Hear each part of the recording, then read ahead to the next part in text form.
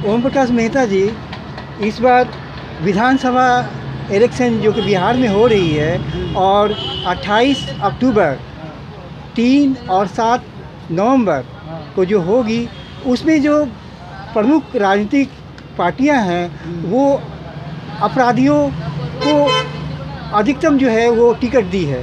क्या कहना चाहेंगे? और अच्छे लोगों को टिकट नहीं मिल पाए हैं, क्या कहेंगे आप?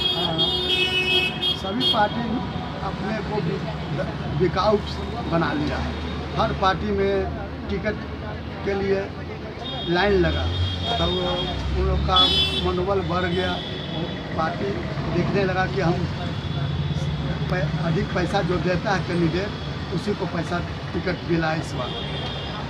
और लोग बेचारे जो कमज़ोर वर्ग हैं वो नहीं टिकट लेने से वंचित रह गए। क्या कारण है कि राजनीतिक पार्टियां जो है वो हमेशा अपराधियों को, बाहुबलियों को, धनबली को ही टिकट देती है, और जो अच्छे सज्जन हैं, जो समाज सेवी हैं, जिनमें इंसानियत है, उन्हें टिकट क्यों नहीं दिया जाता है? देखिए,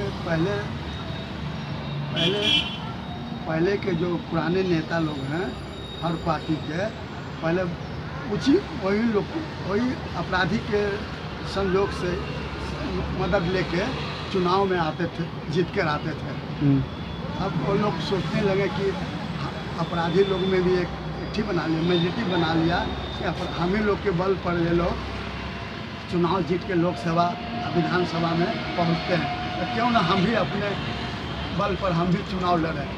उन लोग में अपना ठीक समा गया, लालच समा गया, और आज वो राजनीतिक नेता बन गए, चाहे अनंत सिंह हो या सूरजभान सिंह हो, सब बड़े बड़े, या मनमोहन शुक्ला हो, सब लोग आज अपराधी हैं। ये लोग पर पाबंदी नहीं लगा, आज ये लोग का बढ़ता गया समझना। और समय की सरकार को इस पर चाहिए, अविलंब इस पर रोक लगाना चाहिए। इलेक्शन कमीशन ऑफ इंडिया और सुप्रीम कोर्ट इंडिया को भी आगे बढ़ कर के ये जो राजनीति का अपराधीकरण हो रहा है उस पर रोक लगाने के लिए आगे बढ़ना चाहिए। क्योंकि अगर राजनीतिक पार्टियां अपराधियों को टिकट दे रही है, इसका मतलब है कि समाज में और अपराध बढ़ेगा, मानव अधिकार का हनन होगा। ऐसे भी हमारी जनता जो है त्राहिमाम कर रही है, लोग वोट देना नहीं चाहते हैं क्योंकि तंग आ चुकी है जनता, त्राहिमाम कर रही है क्योंकि अपराधियों का बोलबाला सब जगह है, न्याय नहीं मिलता है, थाना में भी एफआईआर दर्ज नहीं होता है, पीड़ित जो है रो रहे हैं। और अभी कोरोना काल में इलेक्शन हो गया, ये कोरोना काल में इलेक्शन होना, क्या कहेंगे आप?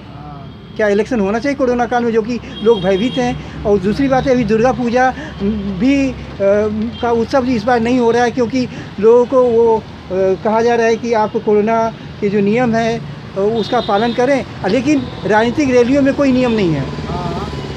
चुनाव जो जनता का तो विरोध हुआ था, नेता कुछ राजनीतिक दल के लोग विरोध किए थे, बाकी चुनाव आयोग नहीं माने, तो अपने मुताबिक चुनाव पे घोषणा कर दी। तो क्या करें, जनता लोग को वोट देना है, बाकी वोट देने के परसेंटेज इस बार बहुत कम रहेगा, ताकि महामारी और कोरोना से लोग चुनाव के अथी में शामिल नहीं होंगे वोट देने, इसीलिए लोग इंटरेस्टेड नहीं है, बहुत कम वोट पड़ेगा इस बार इंटरेस्टेड नहीं है, लोग वोट देने नहीं जाएंगे, बहुत कम लोग, फिर भी हार जीत हो ही जाएंगे, कभी जितना पड़ा उतना हार जीत होगा। नेशनल कमीशन ऑफ इंडिया नई दिल्ली की ओर से और सुप्रीम कोर्ट ऑफ इंडिया की ओर से आदेश दिया गया कि जो इतने अपराधियों को टिकट दिया गया, वो सभी जो उम्मीदवार हैं वो सभी अपना जो है आपराधिक रिकॉर्ड जो है वो अखबार में छापें। तो आज अखबार है जिसमें आप देख सकते हैं अपराधी जो हैं, अपराधी उम्मीदवार जो हैं वो अपना अपना अपराध का जो रिकॉर्ड है उसका वो विज्ञापन छपाए हैं अखबार में, आज पटना दैनिक में। लेकिन सबसे बड़ी बात है, किसी उम्मीदवार का 1.5 पेज का आपराधिक लिस्ट है और किसी का आधा पेज, किसी का थोड़ा है।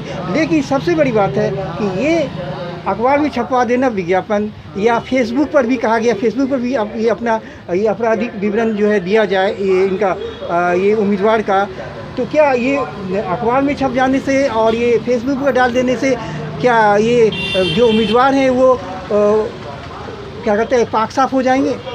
नहीं, वो तो आजकल मीडिया वाला अखबार वाला ये अपना पैसे कमाने के बाद फेक न्यूज छाप देते हैं। पैसा तो उनको विज्ञापन मिल गया, उनका नाम वो कहा गया छापने के लिए, हाँ। छपवाने के लिए कहा गया, इसलिए आज अखबार जो है वो उसमें छप रहा है हाँ। रोज। जैसा स्नातक वाला चुनाव हुआ, उसमें योग्यता बनाया हो ना कि हाँ स्नातक ही इसमें भाग ले सकते हैं, इसी तरह और भी विधानसभा लोकसभा में भी उसका उम्मीदवारों के लिए योग्यता होनी चाहिए, परीक्षा भी होनी चाहिए। ग्रेजुएट हाँ, स्नातक कर देना चाहिए। स्नातक। हाँ, जो अनपढ़ हैं उन्हें नहीं मिलना नहीं चाहिए। लगा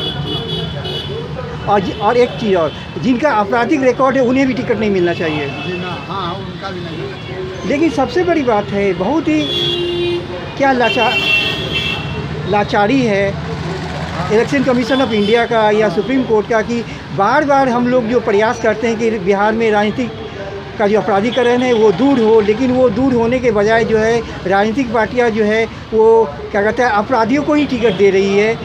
और एक तरह से कहा जाए कि जनता जो है अगर जीतेगी ये अपराधी, तो अपराधी उम्मीदवार जो हैं, तो समाज में और अपराध बढ़ेगा। समाज में और अपराध बढ़ेगा, गुंडागर्दी बढ़ जाएगा, दिन दहाड़े मानव तस्करी भी बढ़ेगा। सब बढ़ते चल जाएगा। अच्छे लोगों को दिन दहाड़े लूट लेगा, जहाँ तहाँ चोरी डकैती बढ़ते जा रहा है। अब देखिए आगे वाला समय ऐसा आएगा कि लोग घर से नहीं निकल पाएंगे। अच्छे लोगों का कहीं पर नहीं निकलना मुश्किल हो जाएगा। जैसा चुनाव का कितने हत्या हो रहे हैं, बताइए, हत्या बलात्कार, इस पर रोक नहीं लग रहा है। और एक चीज़ और, अभी जो है आप लोग राजधानी पटना वासी जो थे जल जमाव से परेशान रहे, लाखों की संपत्ति बर्बाद होगी राजधानी पटना में, कोई भी नेता किसी को मदद करने नहीं आया। नहीं, कोई नेता कोई हाल चाल पूछने तक नहीं आया। कोरोना के कारण अभी जो है लाखों परिवार जो है वो केवल बिहार की बात कहा जाए तो उसमें जो है बेरोजगार हो गए, बहुतों का घर उजड़ गया, कर्ज में डूब गए, कोई मदद करने के लिए नेता आगे नहीं आया। क्या कहेंगे आप? नहीं, कोई नेता पूछने नहीं आया। आपके यहाँ कोई आया था जल जमाव के समय आपसे कोई पूछने के लिए या मदद करने के लिए? मेरी दुकान में पानी डूबे हुए थे, दुकान भी बंद था। हाँ, फिर भी कोई नेता नहीं आया, ना सुशील मोदी आए, ना पप्पू यादव आए, ना कोई नेता नहीं आया। खाली इतना आए कि पप्पू यादव थोड़ा सा पीड़ित लोगों के बीच में कुछ सामान बांटे हैं, खाने वाने का सामान बांटी है। बाकी सुशील मोदी तो और ये सब अरुण कुमार सिन्हा बोलने तक नहीं आया, न मिलने तक नहीं आया, दुख समस्या सुनने तक नहीं आया। जो हम लोग उन लोग पर आक्रोश है अरुण कुमार सिन्हा से। इस बार तो बहुत लोग बोल रहे हैं कि वोट नहीं देना है। नहीं, वोट नहीं देना। मैं तो अपना मीडिया में रहा हूँ, हिंदुस्तान में 10 वर्षों तक काम किया हूँ। बाकी कहते हैं अखबार में तो हम वर्तमान में यहाँ की समस्या को लिखते हैं, बाकी नहीं रहने के कारण हम स्वतंत्र भी स्वतंत्र मैंने हम बात करते रहता हूँ, काम स्वतंत्र रूप में लिखता हूँ अभी भी। ये हम लोग चाहते हैं कि भारतीय राजनीति में जो अपराधियों का जो प्रवेश है, जो उन्हें टिकट दिया जाता है, जो अपराधी जो है एमएलए, एमपी और वार्ड काउंसिलर बन जाते हैं और मानवाधिकार का हनन करते हैं, समाज में अपराध को बढ़ावा देते हैं, इस पर नियंत्रण कैसे होगा? क्योंकि हम लोग जो है बहुत त्रस्त है, हम लोग भी पीड़ित हैं। हम लोग भी चाहते हैं कि भारतीय राजनीति को अपराधियों से मुक्ति हो। कैसे होगा? क्योंकि आपको भी राजनीति का अनुभव है, आप एक वरिष्ठ क्राइम रिपोर्टर भी हैं, तो आप क्या कहना चाहते हैं, कैसे ये जो है भारतीय राजनीति से अपराधियों को हटाया जाए, कैसे हटेंगे? क्योंकि सुप्रीम कोर्ट को भी आगे आना होगा इसके लिए, और नेशनल कमीशन ऑफ इंडिया को भी आगे आना होगा, और ये जो है लाचारी दिखाना ये रुकना होगा। भाई कुछ करना पड़ेगा।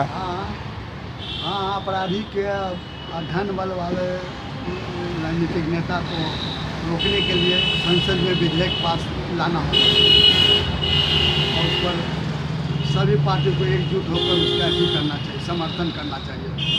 एक बात और, जो मतदाता हैं उन्हें भी अपराधियों का बहिष्कार करना चाहिए। हाँ। अगर कोई अच्छा उम्मीदवार नहीं मिल रहा है हाँ। तो आप क्या करें, नोटा बटन दबाएं जी। कि हमको कोई भी नेता पसंद नहीं है। कोई नहीं पसंद। हाँ, उसके लिए सिस्टम है। घर में नहीं बैठे, जी, लेकिन हाँ। अगर आपको कोई पसंद नहीं है तो नोटा बटन जरूर दबाएं। हाँ, नोटा बटन दबाएंगे। जब हाँ। हमको कोई उम्मीदवार पसंद नहीं है तो हम नोटा बटन दबाएंगे, और जिससे कि वो आगे सबक मिले उन लोग को कि जनता हम लोग को नकार रही है। अब हम लोग को नहीं चाहती, हम लोग का अच्छे लोगों को ही राजनीति में कुछ है। सबसे बड़ी बात से सुधार होगा। नोटा करने से ऐसा सुधार होगा, गंदे विचार वाले क्रिमिनल टाइप के लोग राजनीति में नहीं, उनका मनोबल भी गिरेगा। मनोबल गिरेगा। जो धन बल वोट कैप्चर करके डरा धमका के वोट ले लेते हैं, डरे लोग वोट दे देते हैं उन लोग को, तो वैसे लोग नहीं अब आएंगे। नोटा जब आने जाए बहुत अच्छा से